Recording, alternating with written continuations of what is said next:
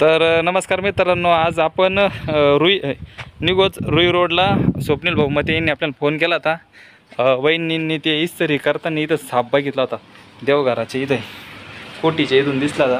तुम्ही बघू शकता घरामध्ये देवघर आहे, देवघराच्या इथं साप बघितला इस्त्री करत असताना इकडं बाहेरच्या बाजूला जात असताना दिसत होता, पण तो परत रिवर्स इथं देवघरामध्ये शिरला साप।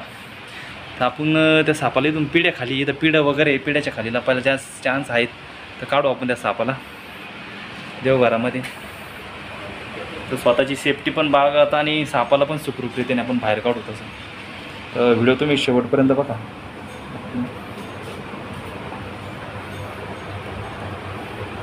रांची वस्ती यांची स्वप्नील भाऊची आडम पाहू।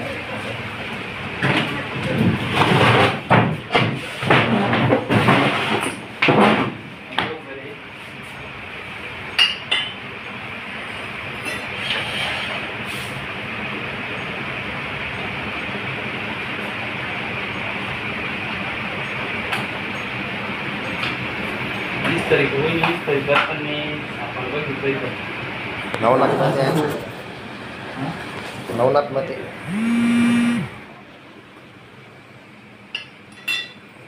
तुम्ही इकडे पाहिल्यानंतर इकडे परत इकडे कुठे गेलं नाही ना?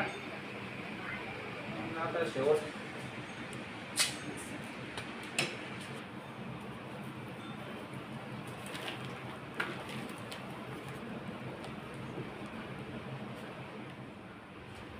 इस्त्रीचं बटन चालूच का काकी?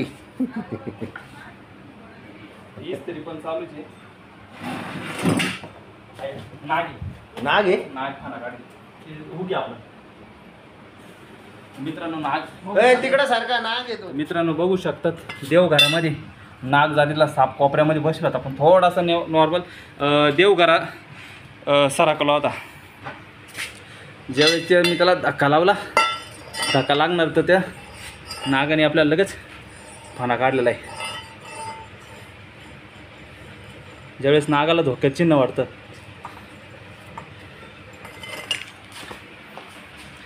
आपण त्याला धरू। आता स्वप्नील पक्षाच्या शोधामध्ये तो नागजातीला सापीत आला असता त्यांनी पाहिलं एक दुर्घटना पण टळली आणि तुम्ही समोरचा भाग बघू शकता तिथे त्यांच्या गाया वगैरे आणि बाजूला सगळी शेती। तर एकदम शांतरीतीने गारव्याच्या ठिकाणी आता काल जोराचा पाऊस झाला, आज गरम व्हायला लागलं, जास्त उष्णता, त्याच्यामुळं तो साप इथं देवाऱ्यामध्ये लपण्यासाठी आला। तर आपण थोडेसे देवांचे फोटो वगैरे साईडला केले, अजून तो तिथंच बसलेला आहे, त्याला आपण काढू आपण। ज्यावेळेस नागाला धोक्याचं चिन्ह वाटन त्यावेळेस त्याला देवघरामध्ये विषारी वर्गातला नाग असला असता। ज्यावेळेस नागाला धोक्याचं चिन्ह वाटतं, बरं झालं ताई इस्त्री करत होते, त्यांना लक्षात आलं, तर त्याच्यामुळं त्यांना साप लक्षात आलं, त्यांनी लगेच आपल्याला स्वप्नील भाऊ यांना फोन करायला लावला। तसे हे वस्ती नवनाथ मते निवज यांची वस्ती यांच्या घरामध्ये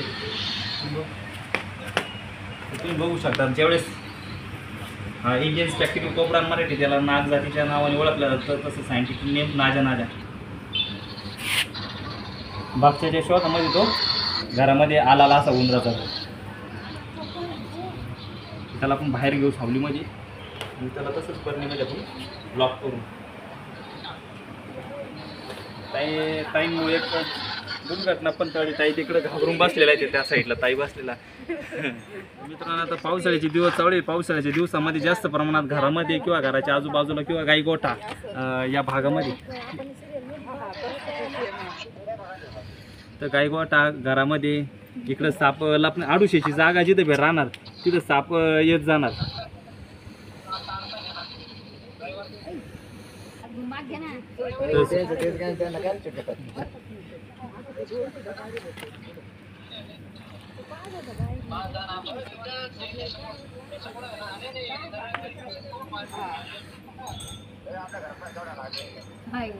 तर जे आपले नवनाथ मते आणि स्वप्नील भाऊ आहे त्यांनी ते व्हिडिओ कॉल करून त्यांच्या घरच्यांना दाखविते का त्यांच्या घरामध्ये कशा प्रकारे नाग शिरला आणि कसं आहे नागाला ओळखायचं सोप्यात सोपं म्हणजे फाना काढतो, बाकी अदर कोणते साप फाना काढत नाही। आपण त्याला बरणीमध्ये पॅक करू।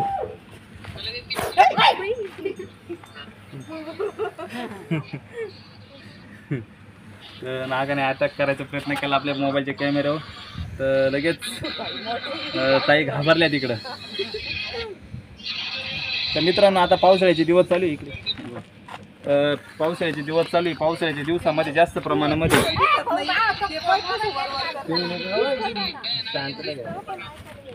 पावसाळ्याच्या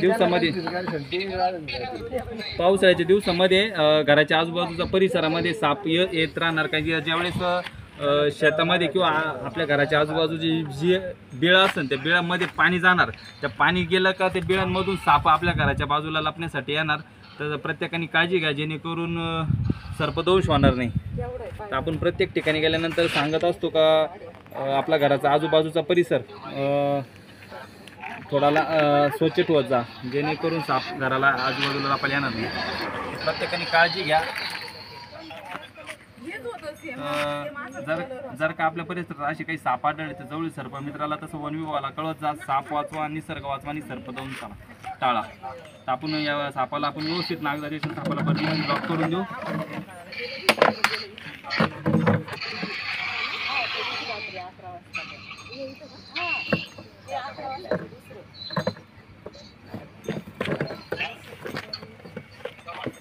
तुम्हाला व्हिडिओ जर आवडले तर लाईक शेअर सबस्क्राईब जरूर करा मित्रांनो.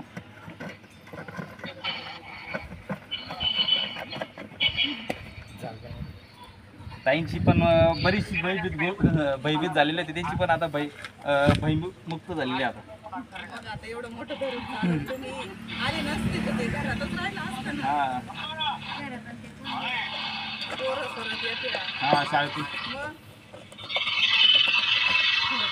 सुखरूपरीतीने आपण नागजातीच्या सापाला पकडलेलं आहे. काही वेळातच परिवहनाच्या दिशेने सोडून देऊ. आता सर्वजण भयमुक्त झालेले आहेत. खूप धन्यवाद. त्यांनी वेळेवर त्यांचा आवाज ऐकून लगेच आपल्याला फोन केला. हे आपले स्वप्नील भाऊ मराठी कलाकार आहे. ते आपल्याला आज त्यांची भरपूर दिवसानंतर भेट झालेली ती.